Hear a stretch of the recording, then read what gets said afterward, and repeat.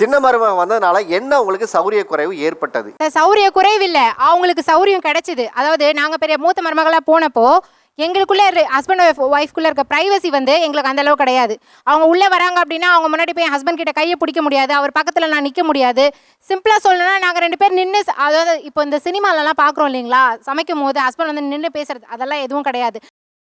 அதாவது நாங்க வந்து எதனா யதார்த்தமா பண்ணும்போது எதிர்த்து நின்னவங்க அவங்க பண்ணும்போது பார்த்து விலகி போறாங்க. அதே மாதிரி ஜுவல்ஸ் வந்து நாங்க மாடர்னா எடுத்துட்டு வருவோம், அதை பார்த்து அவங்க கொஞ்சம் ஜுவல்ஸ் மாடர்னா இல்ல சார், ஆடி வருஷம் வச்ச உடனே எங்களுக்கு முதல் ஆப்பு. எங்க வீட்டுல ஆடி வருஷம் வச்சிருப்பாங்க சார், ஒரு குண்டால எடுத்து வந்து வச்சிருப்பாங்க. எங்க வீட்டுக்கு எங்களால எவ்வளவு முடியுமோ அவ்வளவு வச்சிருப்பாங்க.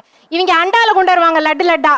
அதை பார்த்த உடனே தேவி அங்க பாத்தியா அண்டால வச்சிருக்காங்க பாரு ஆடி வருஷம். இல்ல உங்க வீட்டுல என்ன வச்சாங்க? குண்டால தானே வச்சாங்க. நான் அண்டால வச்சானே குண்டால வச்சானே வச்சாங்கல்ல.